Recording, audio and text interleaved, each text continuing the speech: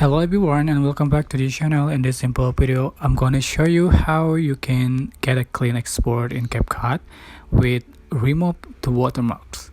So when you start editing the video, you add some Photoshop videos to the track and you will see the end clip.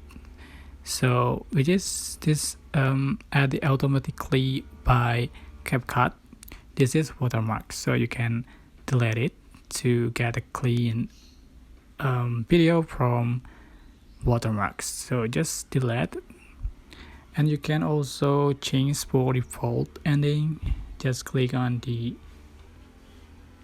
setting icon at the top right corner and then turn off at default ending. Okay, that's it.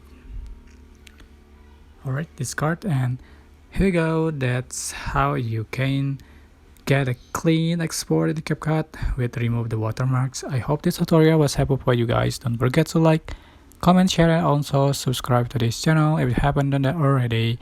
Thank you so much for watching.